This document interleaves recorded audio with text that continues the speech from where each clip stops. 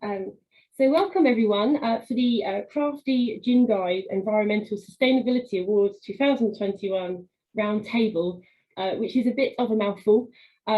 We have got together the winners and the highly commended from last year to have a chat about everything they're doing in regards to environmental sustainability.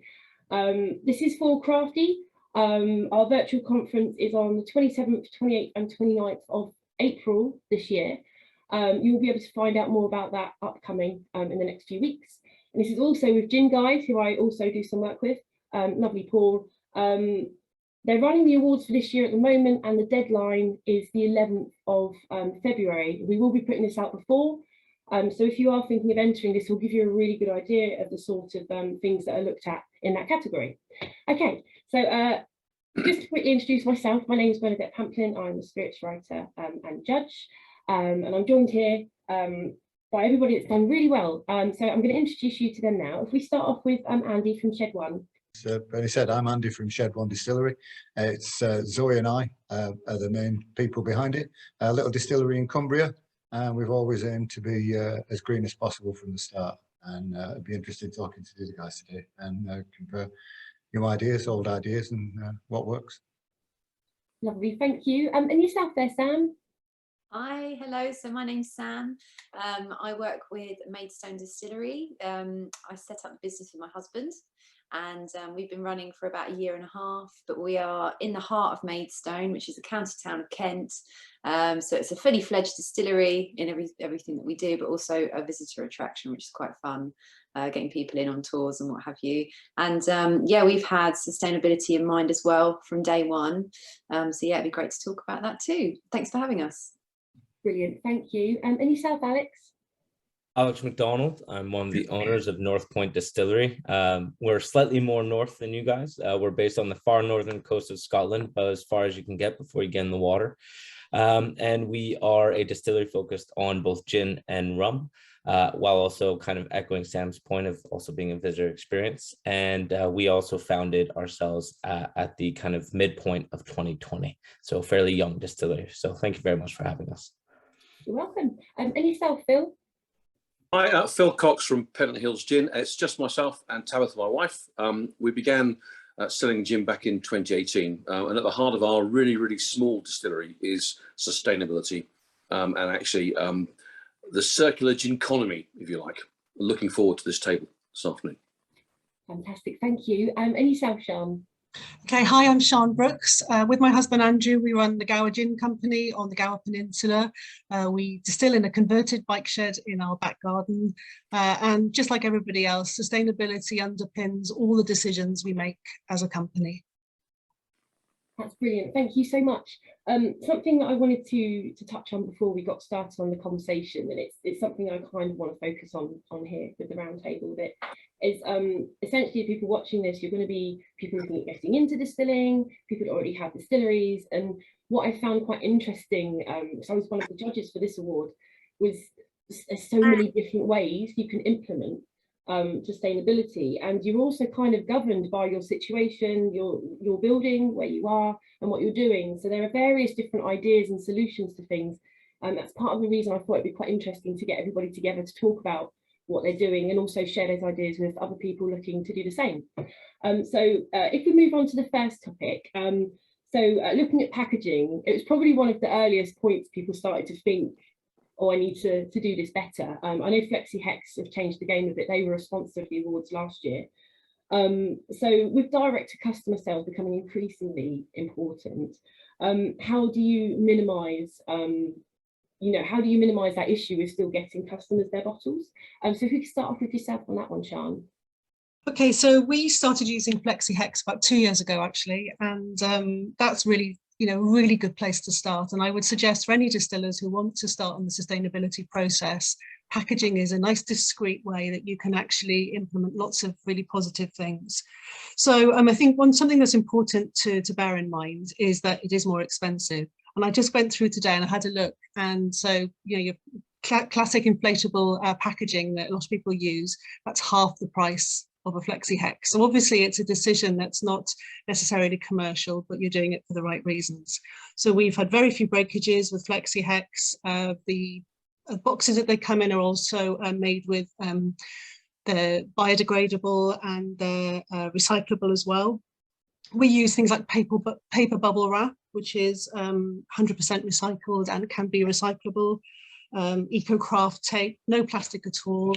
We've got some fantastic bisque rings, they're called, which are like the classic plastic capsules people put on the top of their gin, but it's made from plant cellulose, so you can put it in your food bin and it biodegrades. And it's a local company from Swansea, near where we are. And we use things like recycled tissue paper that's printed with soy ink, and compostable twine as well. So we've tried to look through everything that goes into that packaging to make sure that it is sustainable. Brilliant. I suppose it's the thoroughness, isn't it? Like, what little things can you change to make it better? And I think you wanted to add something, Sam, is that right? Yeah, so a lot of what Siân said, I just completely echo. We also use Flexi Hex. We use that from day one. And absolutely, I was actually going to mention about the cost. Of course, it is more expensive, so you are making a commitment there. It's been at least a year since I had a look at the cost of a plastic alternative. But yeah, it's interesting to hear it's literally twice the price. But nonetheless, it is so worth using. Absolutely. We have so few breakages, so things get to people really safely. And of course, I think card can be reused something like 10 or 11 times. So the item itself is made from recycled materials. It is fully recyclable. And of course, that card can then be used many, many times over and over. So it's just lovely to be part of that.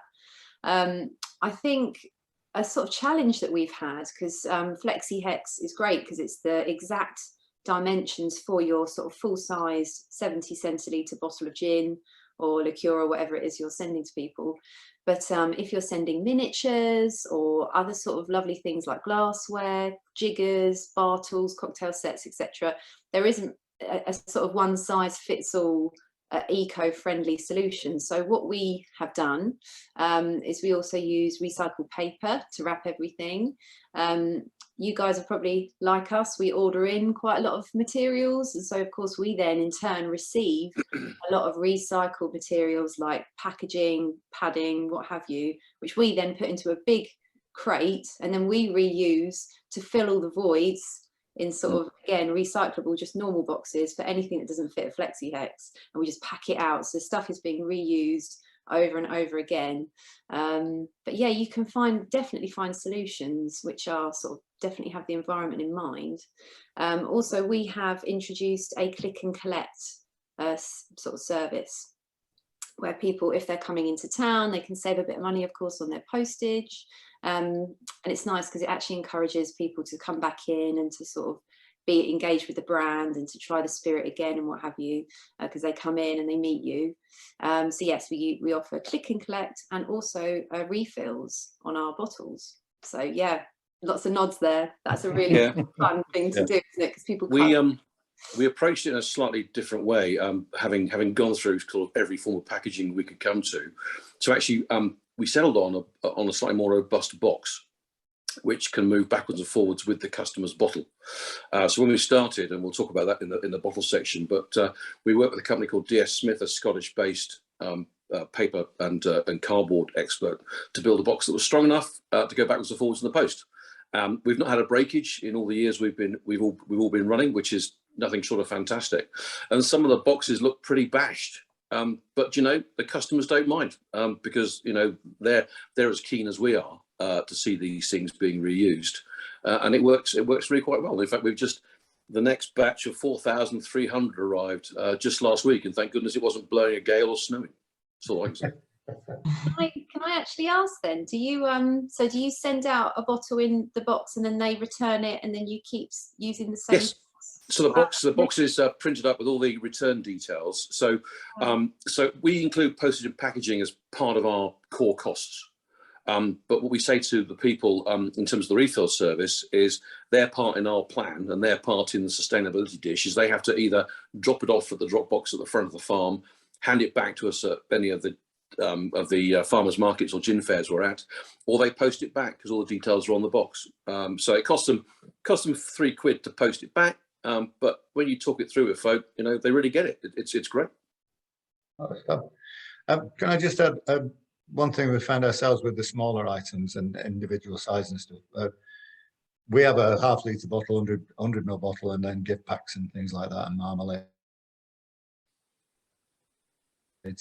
We got a cardboard shredder that produced the netting, and we found that a great help, because everything that comes in, we stick it through there, and then you can just maneuver it to the size that you need it to be for the package. And so far, touch wood, very minimal breakages, and people Could like you, it because it's cardboard, it can be recycled, so it's easy to deal with at the other end. Could you send details of the cardboard shredder? Because we've been wondering how best to All right, to yeah, use it. yeah. Yeah, We'll sort it's that an out. investment for sure. I mean, same thing, kind of echoing Andy's point. Hmm. We've got an industrial cardboard shredder, which has been a bit of a lifesaver, because I mean, you get these pallets of boxes all stacked up, and you have these massive cardboard sheets that you're left over with, and you're kind of looking down at your right hand with a pair of scissors and looking at it. So we thought, you know, we started with kind of your Amazon basics paper shredder that lasted all of about 30 seconds. And then all of a sudden we went, right, if we're going to do this, let's do it properly. So we got an industrial shredder. So every single one of our pallets of boxes at a standardized pallet of bottles, equals about, in terms of trade orders, about 500 cases of extra padding that we can add in that is entirely recyclable. So that's a really nice kind of, you know, if you're thinking of, you know, constant recycling even within your own business, it's a really nice aspect to do. And it's just a nice light touch that maybe people notice, maybe they don't, but at least you're making use of the materials. Yeah, it's a really good point. You let people know they appreciate it. Yeah, little green efforts build to the bigger thing. Yeah. Awesome, that's great. Thank you so much. That's a really strong start. Quite excited for the rest of the questions now. So moving on to bottles. Initially, I was thinking about recycled glass because that's quite a big thing. I noticed you can get 100% recycled glass now, and I still see quite a few people using a fair bit less. But also, I've been noticing, this has just come to mind, you know, people redesigning their bottles to be using less glass than the weight. So I kind of wanted to put that to the room as well, and your experiences with that. If I could start off with you, Phil. Yeah, so the bottle, I mean, who didn't struggle at the start and make a mistake with the initial bottle shape or whatever? And also the closures, you know, the right types, moving away completely from plastic. So when we eventually got the bottle right, it was because we absolutely wanted our refill service to work. So the bottle shape had to work. We only sell to our customers a 50 cl bottle. We do 70s for the pubs and the other bits and pieces, again, to keep the weight quite low. But we also took the decision, once we had the bottle shape we liked, was to etch. Then we do that all on site. So Tabitha went off and did all the training. So our bottles have the capacity to be cleaned, washed here on site when they're returned, and there's no paper. What we've also been able to do is, where we do vary the type of gin in the bottle, because we use one bottle for all the 3 gins that we currently sell, we just use a recyclable paper that can come off the bottle, making them, you know, easy to discriminate. Every bottle gets its own customer number etched on the bottom, so it's the customer's bottle. So the initial price for the product is slightly more expensive, but once they've got it, the refill then comes at a, you know, for us, it's £10 off. But it just means, you know, and again, we've not lost a bottle in return transit.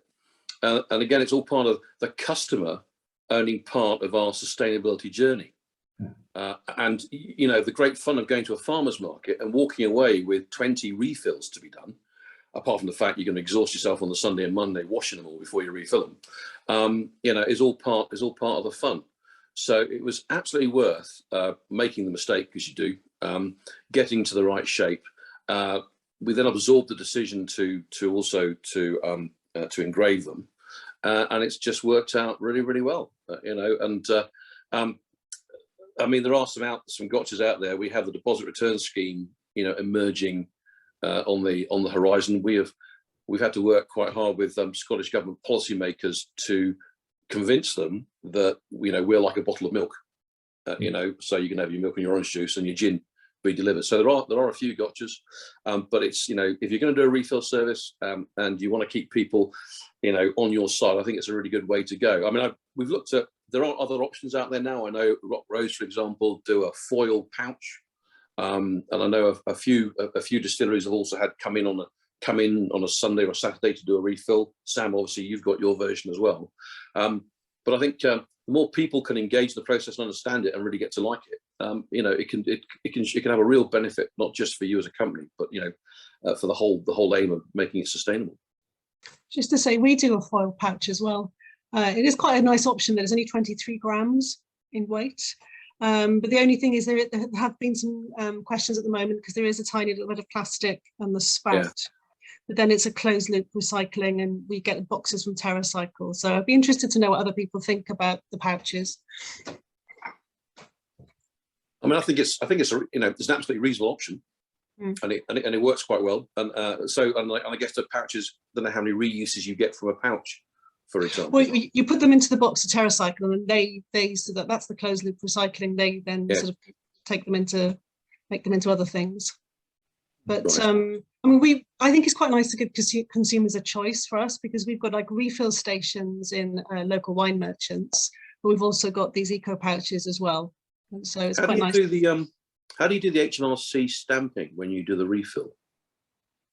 We do it on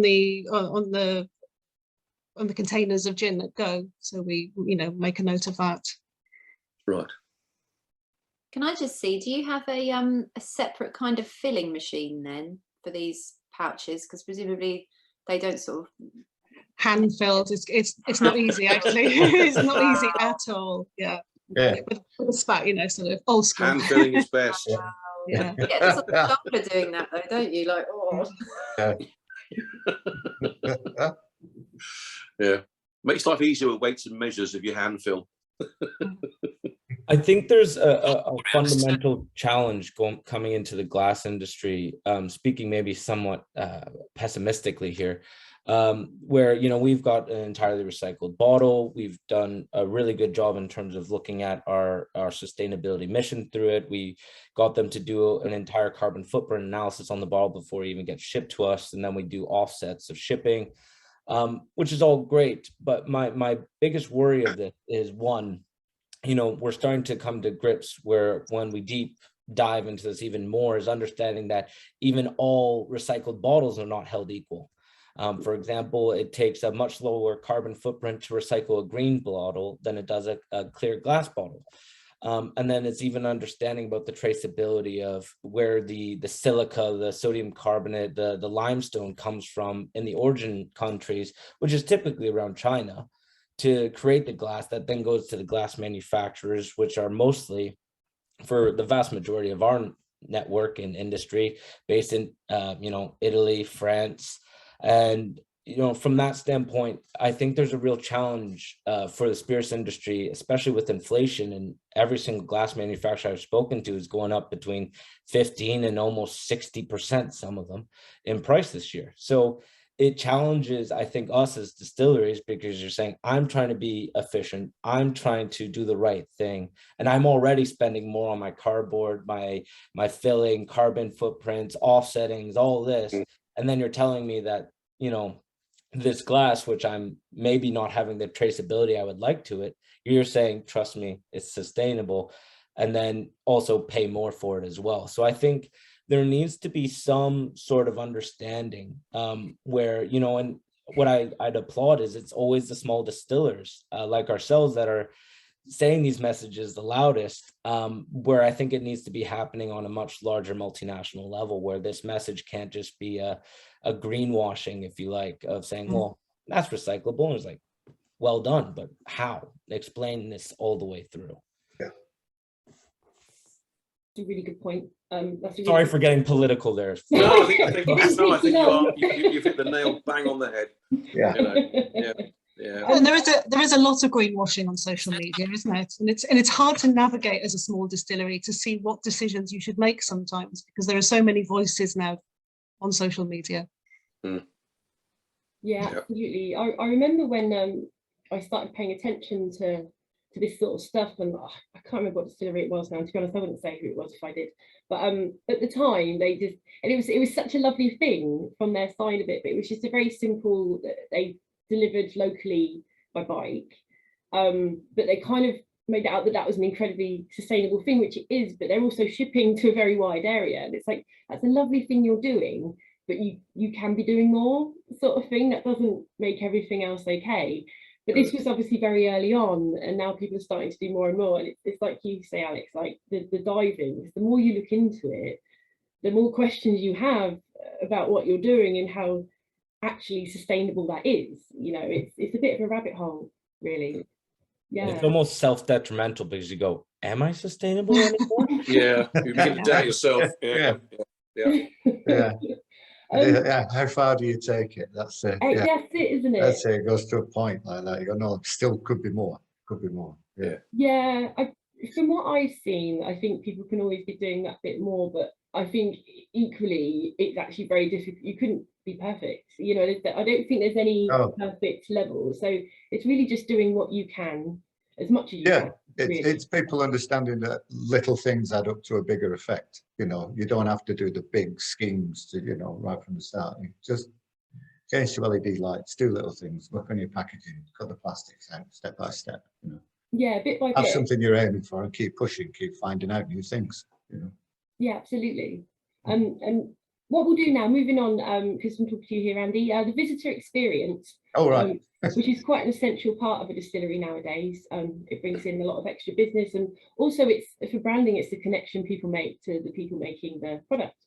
So with regards to that, what challenges are there, and what are the solutions to keep it sustainable? Well, I mean, it opened up a whole new side to our business, really. When we moved to where we are now, the old calf shed, the building was already in thirds, and we thought, oh, the front third can be a shop. We don't really want to be a bar. Well, we could teach people how to make gin. We had great fun doing it. Let's do that. And it's just sort of grown from there. And it is a direct link to the customer. They come in, they meet ourselves, they know about the product, they know it all comes from that room in there. They're in this room. The warehouse is one through, but we never show them that because it's a wreck. But there is that wonderful connection. Now, how do you keep it sustainable? I suppose it depends on your situation. We rent this place, so there's not a great deal we can do about doing ground source or air source heating or anything like that. We can't put panels on the roof and things like that. They won't allow us. But we've spoken to the landlord and they're switching to a green supplier. We've put in for red heating in here. We lined the roof. You know, there are things. It's a cost commitment to a rented building, but we're going to be here for a while. So there are little things like that you can do. And also what we've noticed is people come in and are interested about how you make gin and who we are, but they're also interested in about your green credentials and what you're doing and how easy it is or how difficult it is sometimes. And that can be half the conversation when we're in here, when we're doing distillery tours, afternoon G&Ts, that kind of thing. It's really good, and it builds people who, you know, word spreads, and it is it's worth the effort, certainly, from a customer. Sort of ran out of steam there. Anybody else chip in? I'm trying to remember all we do. What do we do here? How can you put on the spot? Alex, I know you mentioned that you've got a visitor experience thing going on as well. So have you got anything to add to that at all? Yeah, I mean, I would say our sustainability is pretty evident to the visitor because they come over the hill and you know, right on our site is a wind farm, which we get all of our power from. So it's pretty easy for us to go sustainability, and it's pretty easy to understand for our customers. But part of what we've done with our visitor experience, we tried to change a little bit throughout COVID what holistic tourism meant. And for us, that was sitting down and having quite a long form discussion. So our tours are an hour long, but what we do is wherever possible through our tour, add dashes of our sustainability in there. So for example, when they are sitting, the tables that they're all sitting at are actually casks in use for aging our rum. So they're actually sitting at used casks, which is great.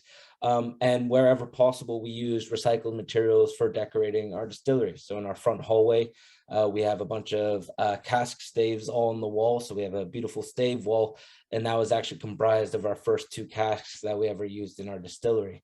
And unfortunately, they both sprung leaks, so we couldn't keep using them. So from us, it's not just kind of trying to present your best foot forward, but it's also letting people see the nitty-gritty side of your business. It's letting them see us recycling cardboard. It's showing them how bottles are made or used. And this is way back in the day when we were also hand labeling them and showing them the recyclable labels that we were applying. So from our standpoint, it was, I think, a great deal of sustainability is actually relying on transparency. And that's what we've tried to instill throughout our visitor experience. Yeah, I'll go along with that. Use reclaimed materials. The bench that people use to make the gin on, that's reclaimed wood and things like that. And it starts a conversation and people like it.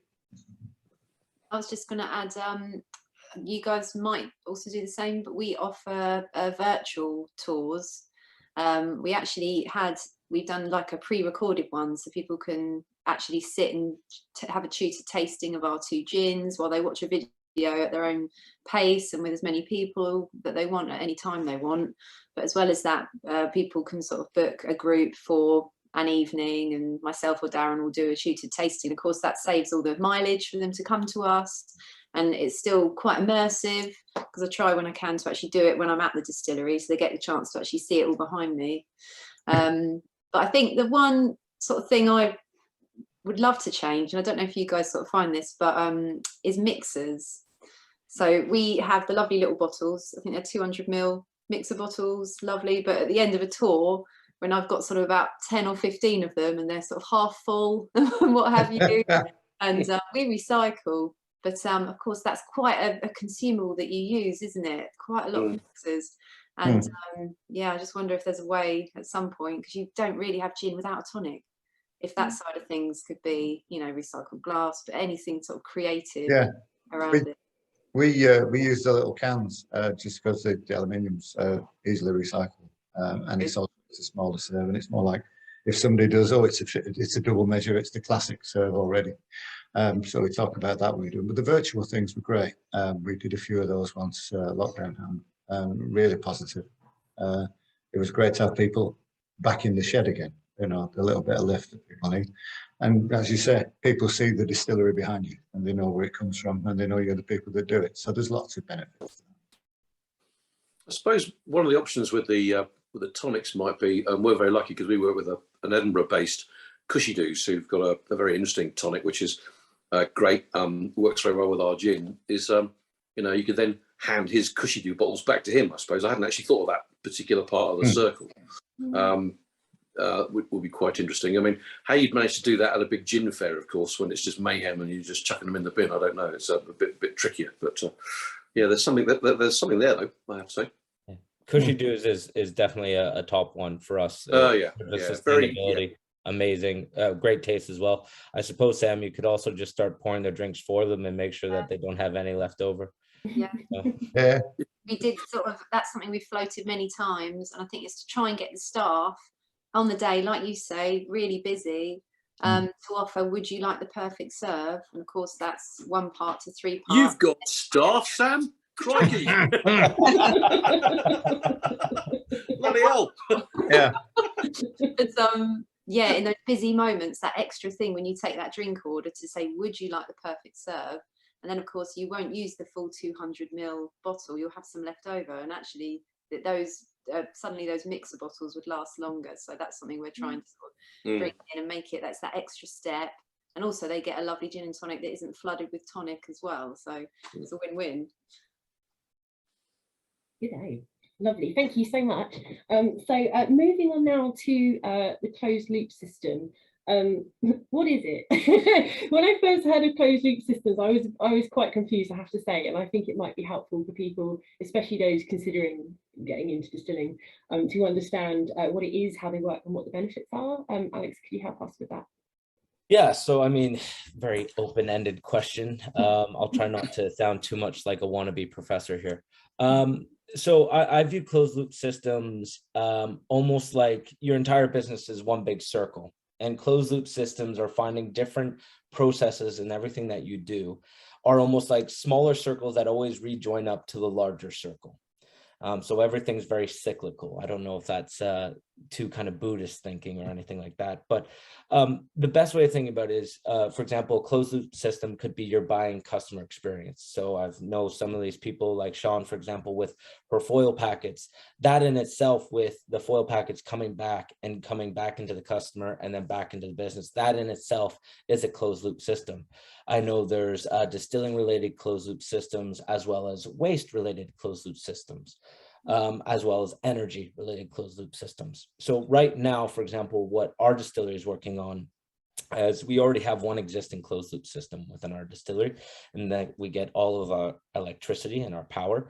And that electricity and power not only goes into our building, but it goes into our electrically run 500 liter still.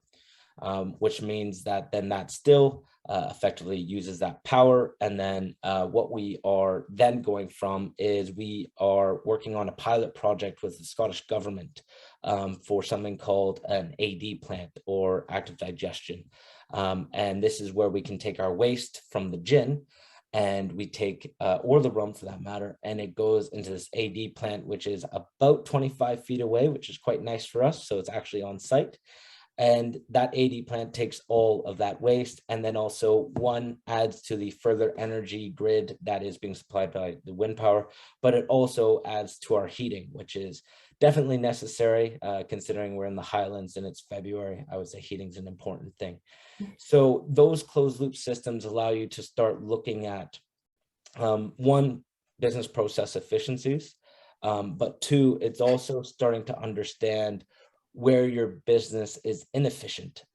So waste, I've always felt, is probably the most inefficient thing with regards to distilleries, because if you have the right CPAC accreditations, you can effectively go spread your waste onto a farmer's field if you wanted to. But then, yes, it helps the nature and ground and fertilizer and things like that, but it's not necessarily a self-fulfilling system. That's kind of the end to that process.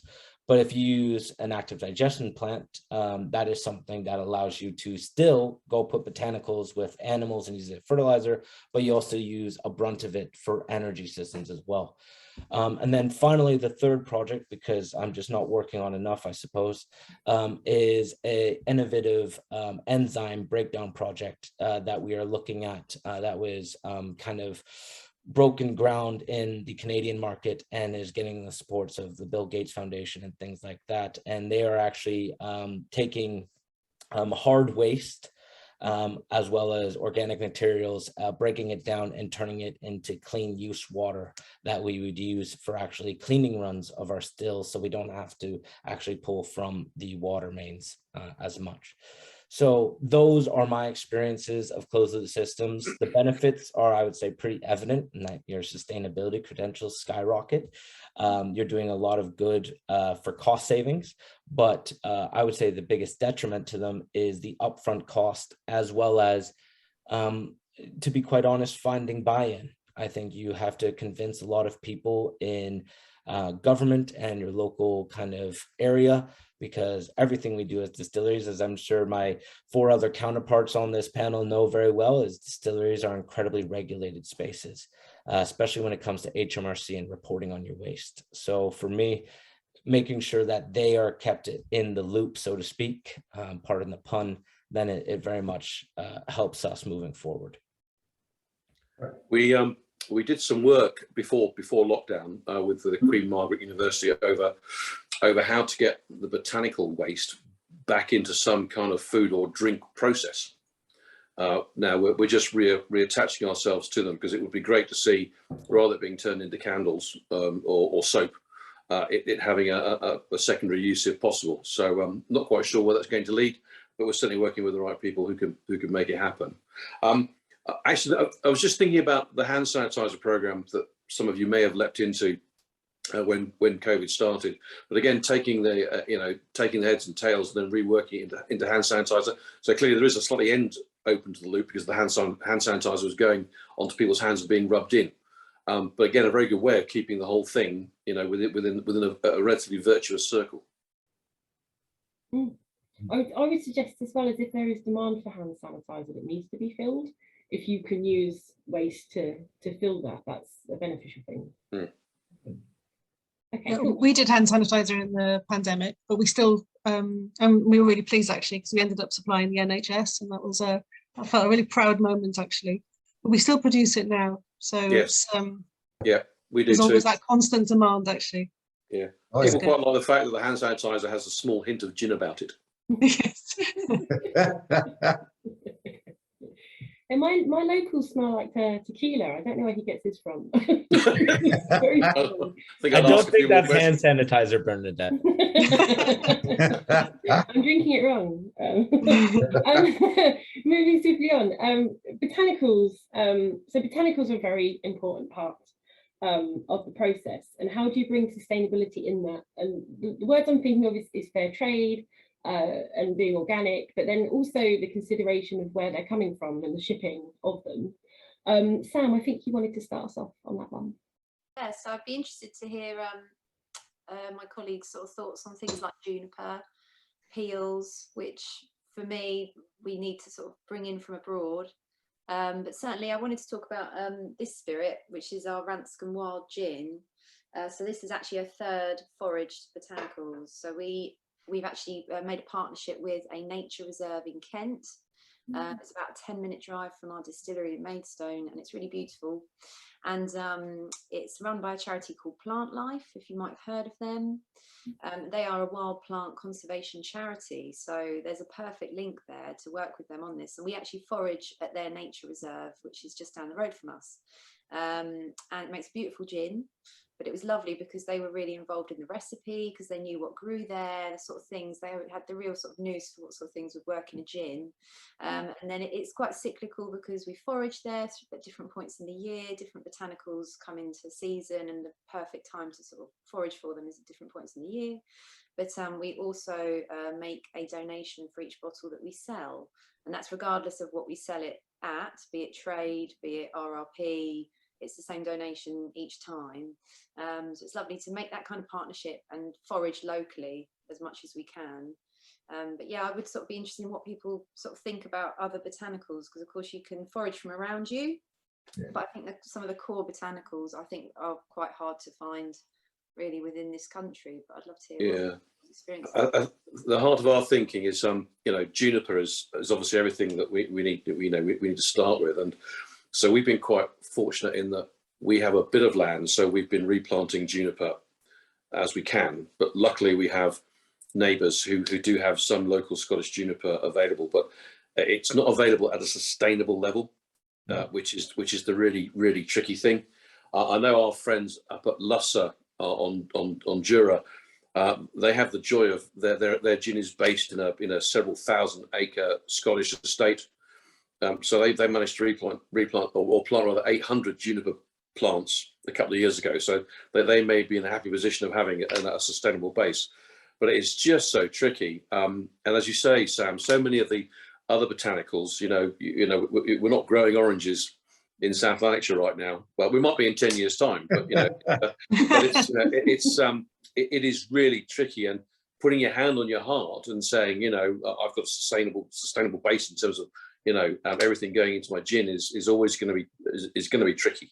And we keep bashing our heads, and we're not quite sure how we're going to get completely over it. No, I think it is difficult. I think you've got to build up relationships with suppliers. We work closely with a company who are commodities brokers, but their family is several generations of farming down in the southern or the home counties. And you have to look at their accreditation and their practices and do some research. And I think it's not necessarily run for profit, but run for trust as well, because they like continued business. And it's find out where they get things from, how they deal with themselves. It's you fall over, you get taken for a ride by some people. But if you talk to other distillers, you come across companies that are, they're doing the right. Just so people know, Beacon Commodities is the name. Yeah, we use them as well, actually. They're So what was the name again? Beacon Commodities. If you don't deal in botanicals in their bag sizes, they'll put you in touch with a company that they supply bag sizes to, that then will resupply. So for smaller distilleries such as ourselves, rather than having 50 kilos of something just hanging around there for possibly years. You know, you just get a kilo from them, and it cuts down on the costs of transport and things like that. So there's knock-on effect. Well, I think there is also a challenge that we have as smaller distilleries. Yeah, we are working with smaller quantities, but I mean, I think we all want to scale our businesses and see them flourish and thrive. And to do that, you need more botanicals. I know for ourselves, we do London Dry, but it's an impot macerated, and I know we use a lot of botanicals. And for us, that's always kind of a hard challenge to issue, because, you know, we use Italian juniper, and, you know, shock and awe, Italian juniper is not grown in Scotland. So from our standpoint, you know, you have to look at offsetting first and foremost. That's just a given that has to happen in your business if you want to have any sort of sustainability mission. But for us, it's also understanding the economics of this, because there's no point in doing something super sustainable and not being able to sell this. So, you know, when we're running off our 500 liter still, I mean, we're putting upwards of 20 to 25 kilograms of juniper berries per batch in. And, you know, as we grow in our business and, you know, we've got very lofty targets, you know, we've got another 2,000 bottles going off to Belgium potentially next month. So for us, you know, trying to hit these bottling targets while also managing your sustainability, while also managing where it comes from, I think the spinning plates starts to become slightly hectic. And now we're at the stage where really one of our key hires is going to be a sustainability officer that tracks all of our you know, credibility, because it's not just gin for us, it's also rum, which obviously, as you guys know, no sugar cane in Scotland.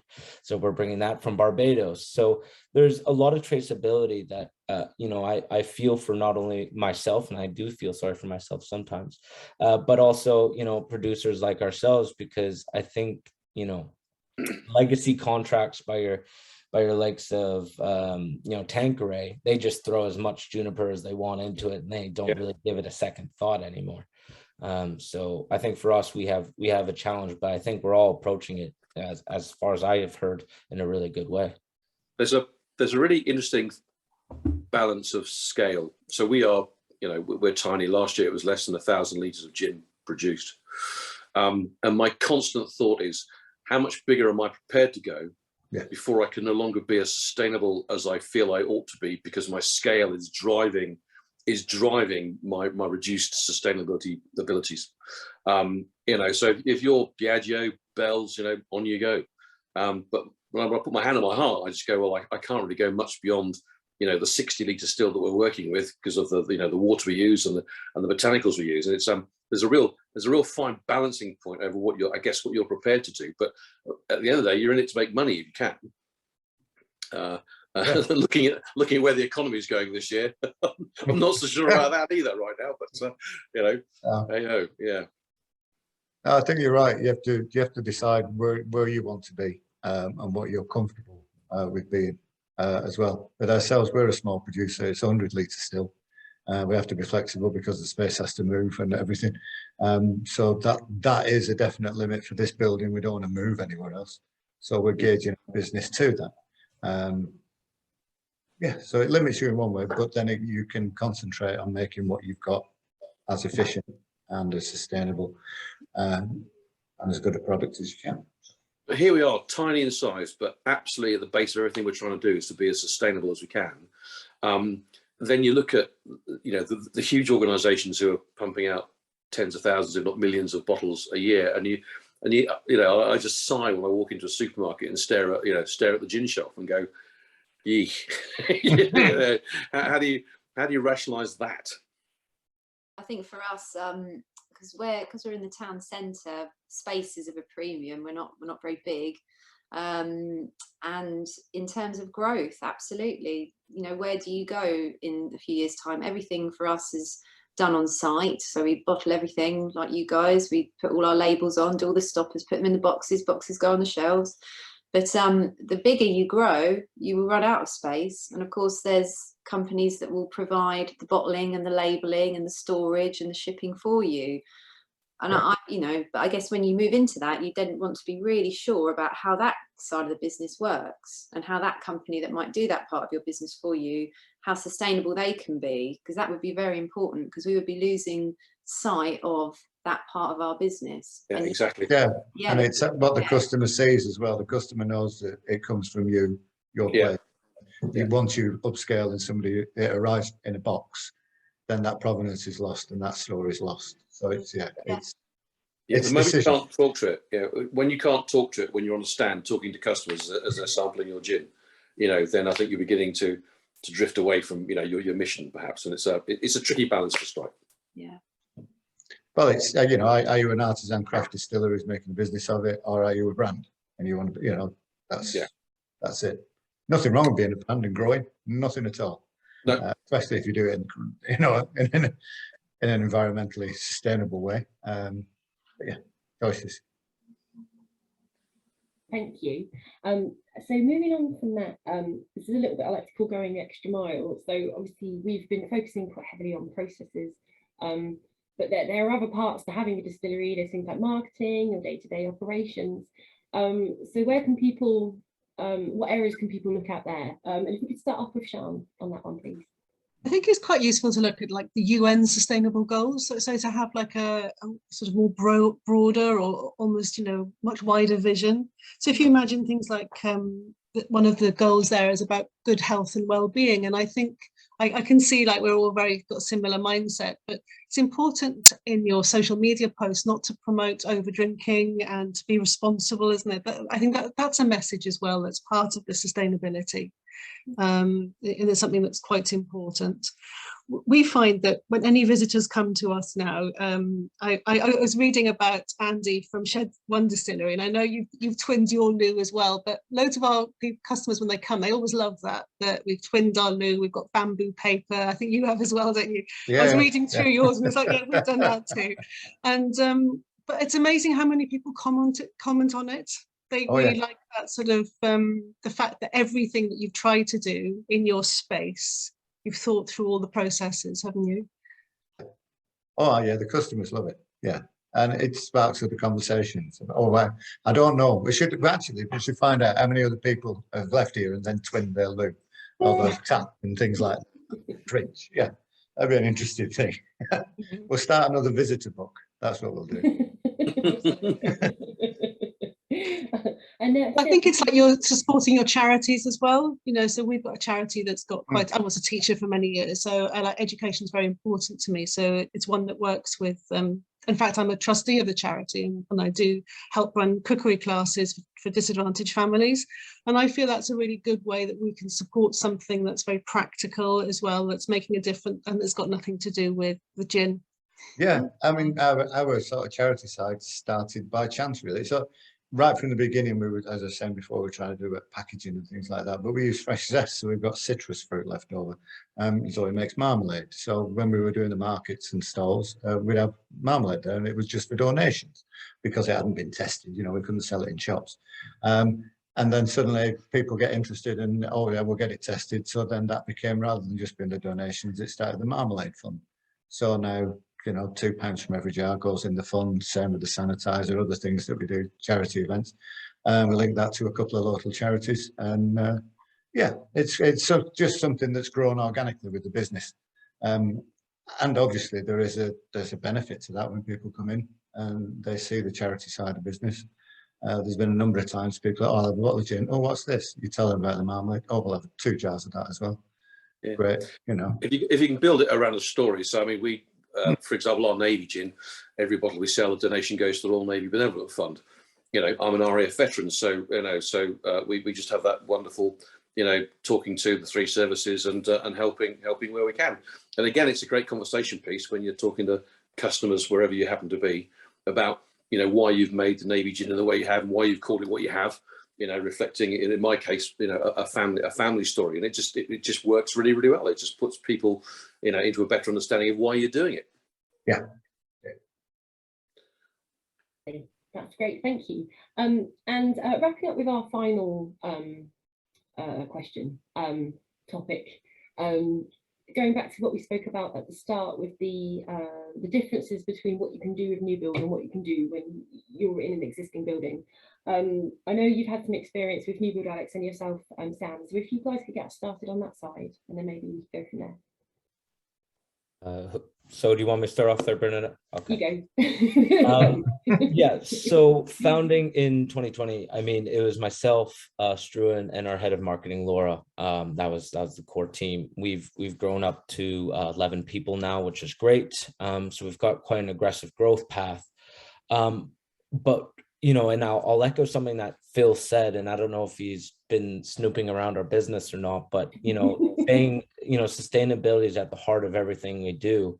It kind of caught me off guard because I was like, oh, someone's been listening to my conversations. Because it's something that we try and live by. And maybe we think of it slightly aggressively, but we also think of it as a bit of a competition. You know, we want to dominate the space. We want to be leaders. And from our standpoint, our mission statement is to become the most sustainable distillery in all of Scotland, regardless of spirit. So, you know, everything we've done, whether it be our branded clothing for the distillery, all the way to how we've built out our shop, to the light fixtures, to the flooring, all the way to the different stills that we are procuring, because we're adding another 2 stills into our rotation. It's redefining what is possible for a new distillery, understanding what can we apply to historical techniques to make sure we maintain a nice heritage, but we are bringing innovation to it. And then also going slightly off piste and realizing, well, this is how it's being done right now. Why can't it be done differently? So right now we are pushing the envelope on what's possible with an electrical still. So as I said before, we've got a 500 liter. We're also moving up to a 1,000 liter electrically run still, and also a 250 liter electrically run still. And the reason why we've gone the 250, which sounds slightly counterintuitive since you're going from 500 to 1,000, we've gone to the 250 so that if we do research and development on any products, we're not using as much botanicals every single time. So it's actually a bit of a sustainability approach in minimizing our botanical impact whenever we're doing any sort of R&D. It's also understanding, you know, what product you're making and why you're making it and how that can impact it. You know, we made a conscious choice that in-pot macerated gins are less sustainable than a vapor infused. But if you use vapor infusion, are you using the botanical to its best ability? And then how do you take a vapor infused botanical and then also put it into your waste cycles? So it's not just making the front conversation, it's looking through every single step of the botanical's life cycle within your business. So from our standpoint, it was pretty aggressive in how we approach sustainability. And I think why that is because really only Laura, our head of marketing, had any large experience with gin, and that's because she came from the Rock Rose Distillery. She was their first employee, so we were able to poach a fair amount of experience from our neighbors there. But it allowed us to see, okay, what are they doing and how are they doing it? Is there anything that we can improve on in aspects of our own gin creation? So I mean, it's allowed us in our first year to, I would say, you know, start really pushing the limits on what's possible. And my only piece of advice for any person starting a distillery, first off, is rethink it, because distilleries are not as fun as you think. But don't do it. Yeah, just drink it, don't make it. But there lies madness. Do not go there. I used to be really good looking, I promise. Yeah, exactly. So, but the second point of this is, day one, hour one, sustainability needs to be part of your mission. And if it isn't, it's kind of like, you know, oh, you know, I'm trying to treat myself and do really well for myself, but at the same time, you're just going out and constantly getting sick. So I always say, if you bake it in at the very foundation of what you do and use it as leverage on every single business decision you ever make, whether it be printers, laptops, clothing, cask procurement, still procurement, and even hiring. You know, it needs to be a cultural impact onto your business. And that's my only piece of advice if you're going to go do it. Couldn't agree more. Fantastic. I mean, ours is similar. So we sort of were building, so we're not in a new building. I hope I've understood the question actually, because the building we're in is an old building. It's actually a listed building. But in terms of our refurb project, everything for us was from new. It was actually a hairdresser's, the sort of unit that we're in now. It was a real wasted space for them because it's beautiful, really high ceilings, which we can get the columns in. But yeah, from day one, every single decision, we always thought, can we do this more sustainably? What can we use instead? How can we do this differently? And absolutely, it's from the small things like we don't use paper towels. We launder cotton sort of towels and tea towels and what have you. So we save hundreds of thousands of paper towels in a year. You know, that seems like quite a small thing, but will have an environmental impact. Our packaging is fully recyclable. There's no plastic. It's completely plastic free. We too bought an electric powered still, and by having 100% renewable energy from day one, that was something that we could do. So we were lucky in a way, being a new business, with all of the advances that there are now in thinking and what's available, and technologies, that we could install it from the very beginning. And that's good if you think about every side of your business and absolutely just take it into consideration. You can make differences across a number of different areas, definitely. If you haven't been lucky enough to have your own space, build your own space, or there are things you can do. Talk to your landlords, convince them of a green way of doing things. Start the conversation, keep pressuring, and remember, little things can help. If you're in an old building, we lined it, we insulated it, we did things like that. There is a cost implication, but you save money over time, energy, and people like to know about it. I think it's important too to have like processes, isn't it? I always think it's like a school report could do better, and in a way, sort of like you've just got to think that all the time. So how could I have done that better? And you just have to stop every now and again. We'd like do it every month, I think, and just to say, so what have we done? Could we have improved that? And that's how you constantly grow, isn't it? With a sort of end goal in mind. Yeah. I always say when the still's running, the best thing to do is to go away and have a think about it. Yeah. Just keep your ear on it. Yeah, Just exactly. Keep your ear. Yeah. Actually, the still often tells you stuff because it's making sort of strange noises, and it can be quite comforting. And it can help you thinking. So always listen to your still. There you go. You should check out that still. You should go call someone. I don't think that's normal. My wife has said that, Alex, a few times. Oh, fantastic. That's a fabulous way to wrap that up. Thank you so much. That was a really, really lovely conversation. And I really hope it's going to be helpful for the people that watch it. Yeah, absolutely brilliant. I'm going to let you go because we are at time. Thank you so much for your time and your input. I hope you've enjoyed talking to each other as well. It seems like you have. So yeah, thank you very much.